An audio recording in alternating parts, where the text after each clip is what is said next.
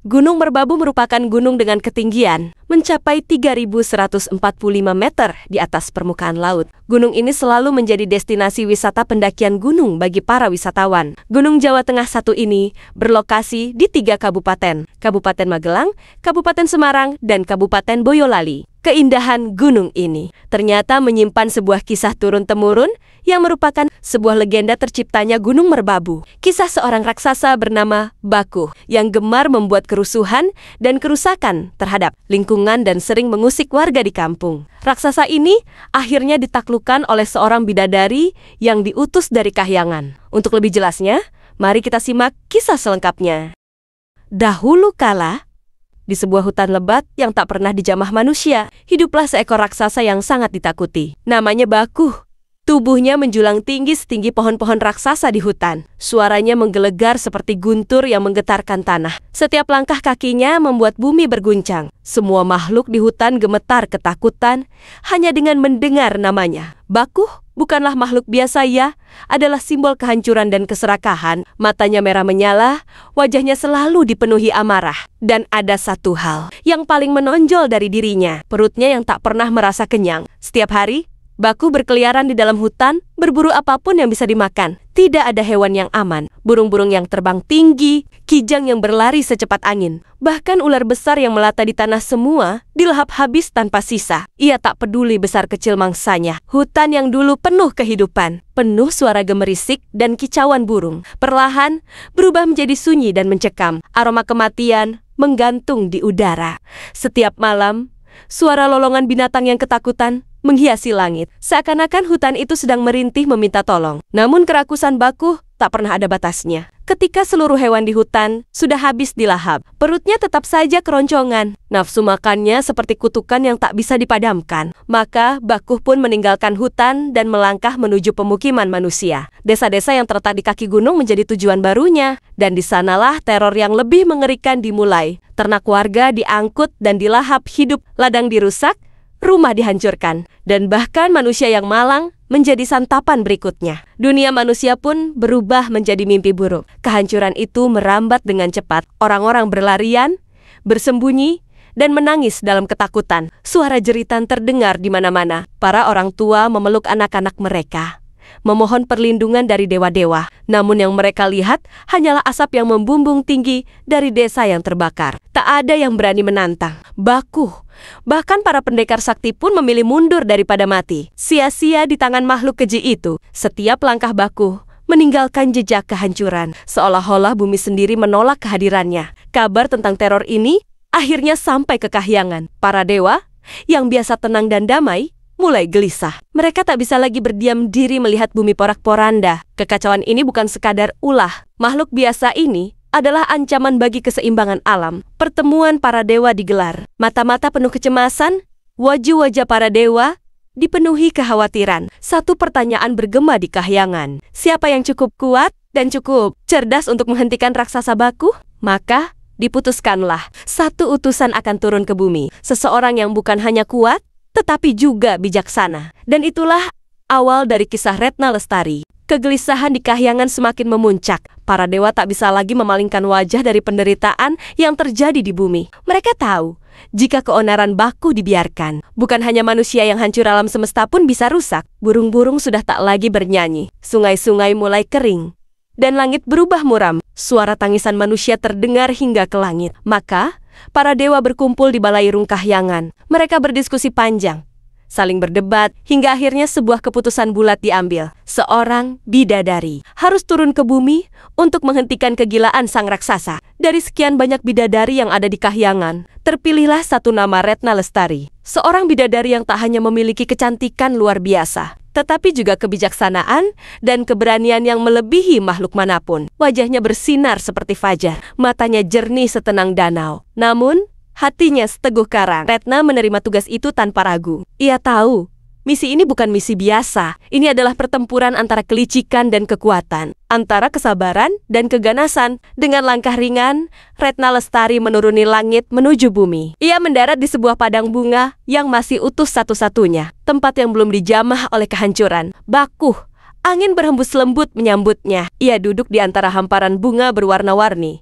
menenangkan hatinya, mempersiapkan diri untuk menghadapi makhluk mengerikan yang belum pernah ia temui sebelumnya. Udara di sekitarnya bergetar, seolah-olah bumi tahu bahwa pertempuran besar akan segera dimulai. Tak berselang lama, tanah di kejauhan mulai bergetar. Suara dentuman langkah raksasa terdengar pelan, lalu makin lama makin keras, mendekat dengan cepat. Batang-batang pohon bergoyang hebat, burung-burung beterbangan panik. Dan di sanalah ia, raksasa Bakuh muncul. Besar, mengerikan, dan menakutkan. Tapi, ada sesuatu yang berbeda. Saat matanya yang merah menyala itu menangkap sosok Retna Lestari, langkahnya terhenti. Nafasnya tercekat. Untuk pertama kalinya, sang raksasa merasakan sesuatu yang asing di dadanya. Kagum dan cinta. Bakuh perlahan mendekat. Suaranya yang besar bergetar saat ia berbicara. "Siapa kau, wahai gadis cantik? Tak pernah kulihat makhluk seindah ini di bumi," katanya. Retna tersenyum tipis. Tetap tenang, meski di hadapannya berdiri makhluk yang bisa melumatnya kapan saja. Bakuh tanpa ragu langsung menyatakan cintanya. Ia ingin menjadikan Retna istrinya, tak peduli siapa dia. Retna mendengarkan dengan saksama. Namun di dalam hatinya, ia mulai menyusun rencana. Rencana untuk menundukkan raksasa ini, bukan dengan kekuatan, tetapi dengan kelembutan dan kecerdasan. Retna Lestari menatap likat-likat ke mata sang raksasa. Ia menarik napas perlahan, lalu berkata dengan suara lembut namun tegas, "Aku tak bisa menerima cintamu begitu saja, Bakuh. Kau makhluk yang kejam yang telah menghancurkan kehidupan di hutan dan desa. Bagaimana bisa aku mencintai seseorang yang rakus dan bengis?" Ucapan Retna menusuk hati Bakuh. Raksasa itu terdiam, wajahnya yang garang berubah sendu. Untuk pertama kalinya, ia merasa malu, tapi hatinya sudah terlanjur jatuh. Ia tak mau menyerah begitu saja. Dengan suara berat yang bergetar, Bakuh memohon, "Berilah aku kesempatan, Retna. Aku bersumpah akan membuktikan cintaku. Apapun yang kau minta, akan kupenuhi. Apa saja, asal kau bersedia menerima aku." Raksasa itu bahkan berlutut. Tubuh raksasanya yang besar tampak begitu kecil di hadapan sosok Retna yang anggun. Wajahnya penuh harap, seperti anak kecil yang mendambakan kasih sayang. Retna, dalam hati, tahu bahwa inilah peluang yang ditunggunya. Kesempatan untuk menundukkan raksasa tanpa harus menghunus senjata. Retna pura-pura berpikir sejenak. Lalu dengan tenang ia mengucapkan syaratnya. "Baiklah, Bakuh. Jika kau sungguh-sungguh mencintaiku, aku ingin satu hal. Aku ingin sebuah awan berwarna merah jingga yang hanya bisa kuambil langsung dari langit. Jika kau bisa membantuku meraihnya, aku akan mempertimbangkan permintaanmu." Raksasa Bakuh tersenyum lebar, memperlihatkan taring-taring tajamnya. Permintaan itu terdengar mudah baginya. Tanpa berpikir panjang, ia pun mengangguk mantap. Namun, Retna Lestari tak berhenti di situ. Ia menambahkan syarat yang lebih sulit. "Aku tak ingin awan itu kau ambilkan untukku. Aku sendiri yang ingin menyentuhnya. Aku yang harus meraihnya dengan tanganku." Bakuh, yang sudah terlanjur dimabuk cinta, langsung menyetujui. Maka ia pun diminta Retna untuk menelungkupkan tubuhnya agar bisa menjadi pijakan. Retna mulai menaiki punggung raksasa itu. Tapi tinggi tubuh Bakuh tak cukup untuk mencapai awan. Retna meminta Bakuh bersabar, karena ia akan menambahkan bebatuan agar lebih tinggi. Satu persatu, batu besar diletakkan di punggung Bakuh mula-mula. Bakuh merasa baik-baik saja. Ia masih bisa menahan beban itu. Namun, semakin lama, Retna menambahkan lebih banyak batu. Batu demi batu menumpuk. Beban makin berat. Keringat dingin mulai bercucuran di wajah Bakuh. Tapi demi cintanya, ia tetap diam. Retna terus memasang wajah lembut, seolah-olah benar-benar berusaha menggapai awan. Sementara itu, raksasa yang malang itu tak tahu bahwa dirinya sedang perlahan dijebak menuju kehancurannya sendiri. Semakin banyak batu yang ditumpuk di punggung Bakuh, semakin berat tubuhnya menahan beban. Keringat membasahi wajah sang raksasa, nafasnya tersengal, kakinya bergetar menahan tekanan yang luar biasa. Namun, cinta buta telah membelenggu hatinya. Setiap kali ia ingin mengeluh, ia menatap wajah Retna Lestari yang tampak manis dan lembut. Hatinya luluh. Ia meyakinkan diri, "Aku pasti bisa. Aku harus bisa demi dia." Tapi jauh di dalam hatinya, perasaan ganjil mulai tumbuh. Ada sesuatu yang tak beres. Ada jebakan yang tak bisa dijelaskan. Retna Lestari tetap bermain peran. Ia berpura-pura bersusah payah menggapai awan, seolah-olah benar-benar kesulitan. Sedikit lagi, Bakuh, "Tolong bersabarlah, hanya sedikit lagi," katanya dengan suara manis yang menghanyutkan. Bakuh mengangguk. Meskipun tubuhnya hampir tak kuat berdiri, batu-batu besar terus ditambahkan, dan ia mulai merasakan tulang-tulang Nia gemetar. Sendi-sendinya berteriak kesakitan, tapi ia tetap diam, menahan segalanya demi keinginan Retna. Ia tak menyadari bahwa tubuhnya perlahan-lahan menjadi bagian dari bumi itu sendiri. Saat beban mencapai puncaknya, Baku tiba-tiba menyadari kebenarannya. Matanya membelalak. Ia mengerang keras. Suara gemuruhnya mengguncang bumi. Tidak, tidak, ada yang salah, teriaknya. Tapi semuanya sudah terlambat. Batu-batu raksasa itu menekan tubuhnya sampai tak bergerak. Tangannya terkubur.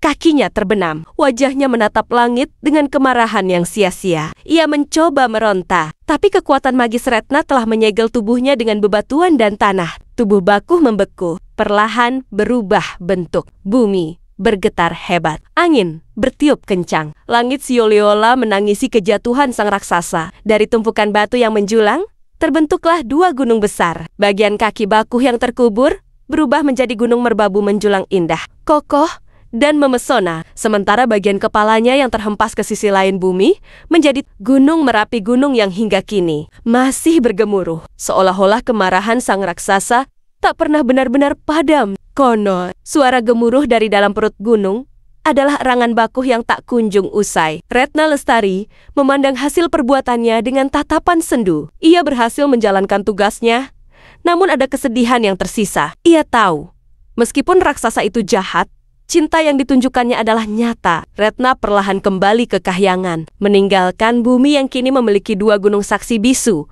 atas kisah cinta, tipu daya, dan kehancuran. Sejak saat itu, manusia yang mendaki Gunung Merbabu atau mendekat Gunung Merapi akan selalu diingatkan, jangan pernah rakus, jangan serakah, dan jangan biarkan nafsu menghancurkan keseimbangan alam.